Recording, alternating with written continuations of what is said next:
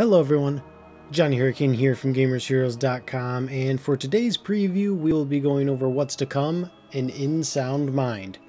Let's get started. Alright, so we recently got offered a demo opportunity for this game, got roughly 2.5–3 hours worth of the game, and basically it is a psychological survival horror game. You play as a psychiatrist named Desmond who lives in this post-apocalyptic world, but I'm not entirely sure if it's like this is real or if it's in his mind. I'm not sure of that at this point, because what you're doing is basically you're finding these tapes and then you are experiencing the fears of your patients and trying to figure out how they died. Basically, when you use a tape, you transport and you get a little bit of lore into the world. First tape is yours, and basically it says, I don't know if I'm going crazy or if everyone else is going crazy, but the thing I need to do is look into the deaths of my patients. Your first patient is named Virginia, and she is someone who really disliked the look of her own face. But before you go into her world, you craft yourself a pistol. Desmond is apparently a pretty good shot and knows how to use a pistol, so there's that. And the enemies that you have to face in this game are actually ink blots, you know, psychology, the Rorschach test with the ink blots. They move kind of erratically, but if you can get headshot, they go down really quick, which is good because ammo is of course limited.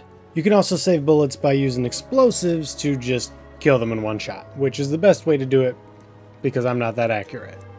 Most of the combat didn't really involve the pistol. I guess you wouldn't even really call it direct combat. Sort of the boss fight of this Virginia section while you were in this supermarket. You kind of get the story of what happened. Virginia went to the supermarket upon your advice, and a bunch of people, you know, there's just a bunch of people there looking her general direction, and she thought they were looking at her and judging her, and she snapped. So the way you have to stop her is to get a piece of a mirror shard, and then you look in the mirror, and if she gets close to you, you make it so she sees herself in the mirror, and that pushes her back. You can't actually harm her without a mirror. It's not anything too advanced, right? But it beats the traditional boss fight of, oh, shoot this guy until he's dead, but he's going to spawn ads. I liked it. Outside of the combat, of course, you will be doing a lot of exploration and a lot of puzzle solving. There's a lot of mini puzzles and optional puzzles in this game. There's nothing that was overly complicated, but if you went out of your way to do a little bit of the extra stuff, there was like this cash register puzzle. I don't know if you want to call it a puzzle. Basically, you had to find postcards and then use the postcards to match the price on the cash register. Then you need a coin, and you could use that coin to do extra stuff in the supermarket, like get a picture or play the crane game. The real reason to explore, though, are these little pills.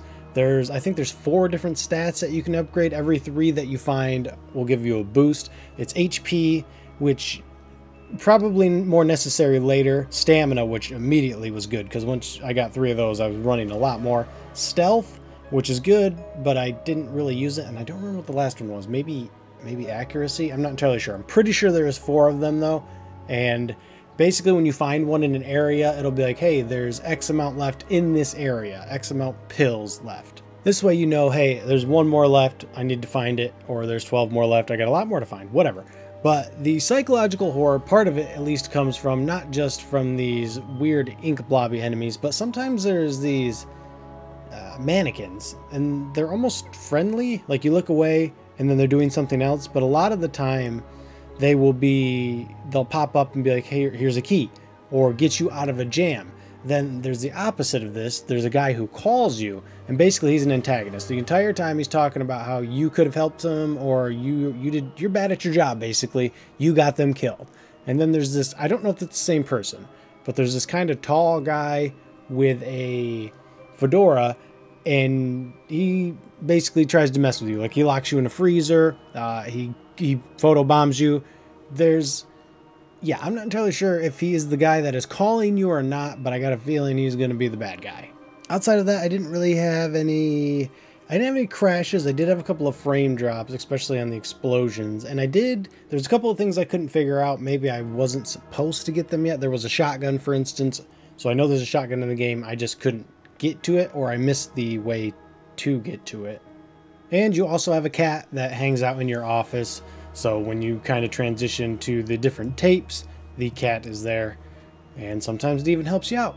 I'm not entirely sure how long the game is going to be, but as I said, I played about 2 to 3 hours, and the Virginia section, which was kind of the bulk of it, was about an hour and a half, and it looked like there was enough room for a few different tapes, so I'm guessing maybe an 8 to 10 hour game, but that's just a guess, not entirely sure. Anyways, I enjoyed what I played of it so far. Resource management was key, which is, I love that in a survival horror, and there was plenty of little puzzles that made me feel good to figure out. Like there's a safe, and you get the safe, you get extra resources. You know, you don't have to do that, but it was nice.